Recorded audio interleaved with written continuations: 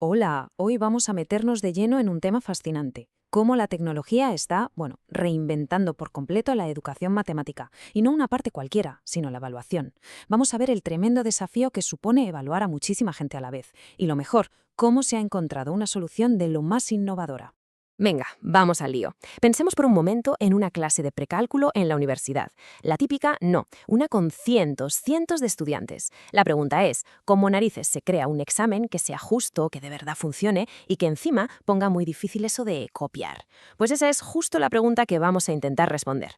Aquí tenemos la hoja de ruta de hoy. Primero, vamos a ver bien cuál es el problema, el desafío. Luego, las herramientas digitales que son la clave de la solución. Veremos cómo se montó todo para crear un examen inteligente. Después, lo más interesante, cómo lo vive un estudiante. Y para terminar, echaremos un vistazo a los resultados, a lo bueno y a lo no tan bueno.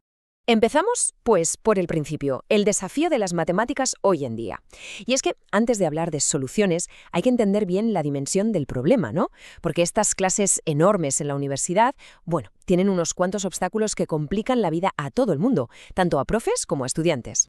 A ver, aquí vemos los problemas principales, y es que son de peso. Por un lado, la carga de trabajo para los profesores es brutal. Imagínense corregir cientos de exámenes a mano, una locura. Luego está la lucha de siempre contra el plagio. Y en medio de todo esto, lo más importante, conseguir que conceptos que son bastante abstractos, pues callen, que se entiendan de verdad. Y claro, todo esto intentando que la evaluación sea justa para todos. Es un equilibrio casi imposible. Y con este panorama llega la solución. ¿Y dónde la encontramos? Pues nos vamos a ir hasta la Facultad de Ingeniería de la Universidad de San Carlos de Guatemala. Allí, en su taller de matemática, decidieron coger el toro por los cuernos y enfrentarse a este desafío. Esta cronología que vemos ahora es súper reveladora. Fíjense en la evolución, porque es muy inteligente. Empiezan en 2001 con un software propietario, de pago. Pero en 2017 dan un giro total. Se pasan al software libre, a herramientas como GeoGebra y Python. Esto no fue solo para ahorrar dinero, que también, sino que les dio una flexibilidad brutal. Tanto que cuando llegó la pandemia en 2020, pudieron adaptarse y pasarse al modelo online sin problemas. Vale, ¿y qué herramientas usaron? Pues la primera pieza del puzzle es Moodle.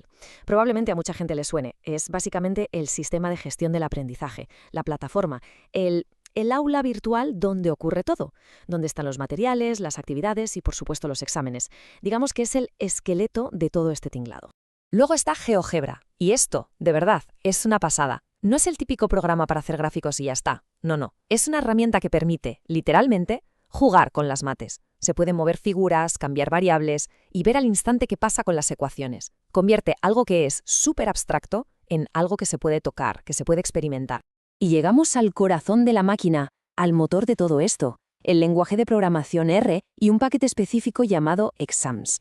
La metáfora de la fábrica de exámenes es que le viene al pelo. Es justo eso. Es un sistema que coge la plantilla de un problema y ¡chas!, te genera miles de versiones distintas de forma automática, cada una con sus propios datos y su propia solución correcta.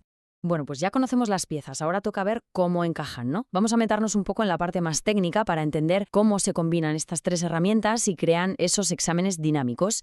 Es un proceso de 4 pasos muy ingenioso. Aquí lo tenemos, el flujo de trabajo. Es bastante lógico en realidad. Paso 1, el programa R genera los datos aleatorios, los números. Paso 2, esos números se meten en el enunciado del problema. Paso 3, el sistema calcula la solución correcta para esos números. Y el último paso, se le dan las instrucciones a Moodle sobre qué tipo de pregunta es y cómo tiene que corregirla. Vamos a pararnos un segundo en ese primer paso, porque es la clave de todo, el punto de partida. En vez de que un profesor ponga a mano el lado L1 mide 5 y el L2 mide 8, el código lo que hace es generar esos valores al azar, dentro de unos límites que se le marcan. El resultado es que cada estudiante se encuentra con un problema que tiene unos datos de partida únicos, diferentes a los del resto. Los pasos 2 y 3 son los que juntan los datos con el texto y calculan la solución, pero vamos a saltar al cuarto, que es el que cierra todo el proceso. Esto de la metainformación suena muy técnico, pero es muy simple. Básicamente son las instrucciones para Moodle. Se le dice, oye, esta pregunta es de rellenar huecos. El estudiante tiene que escribir un número. E incluso se le puede decir la tolerancia, es decir, si se acepta una respuesta que esté muy cerca de la correcta. Esto es lo que hace posible que la corrección sea automática e instantánea. Fundamental. Vale, hasta ahora hemos estado, digamos, detrás del escenario, viendo cómo funciona toda la maquinaria, pero ahora viene lo importante, de verdad. Vamos a cambiar la perspectiva. Vamos a ponernos en los zapatos de un estudiante. ¿Cómo es hacer un examen así? Porque esto va mucho más allá de un simple cambio técnico, es un cambio en la forma de aprender. Pues mira, en lugar de la típica pregunta en un papel estática, el estudiante se encuentra con esto. Un problema de geometría con unas medidas que son únicas, que son solo para él o para ella. Y aquí viene la magia de verdad. Al lado del enunciado tiene una pequeña aplicación de GeoGebra y puede interactuar. Puede mover los puntos, cambiar los tamaños y ver en tiempo real cómo va cambiando el área que tiene que calcular. Esto lo cambia todo. Ya no se trata solo de memorizar una fórmula y aplicarla, se trata de explorar, de descubrir. Permite entender el problema de una forma mucho más visual e intuitiva antes de ponerse a calcular. Y no es una suposición, ¿eh? Esta cita del estudio lo deja clarísimo. Son los propios estudiantes los que dijeron que esta forma de interactuar con el problema les ayudaba a entender mejor los conceptos. Y ese es el punto clave. El examen deja de ser solo una prueba y se convierte, también, en una herramienta de aprendizaje. Esto demuestra que el enfoque funciona, y funciona muy bien. Perfecto. Ya hemos visto el problema, hemos visto la solución y cómo lo vive el estudiante. Pero ahora llega la pregunta del millón. ¿Funcionó de verdad todo esto? ¿Cuáles son los resultados reales, los datos del impacto de este sistema?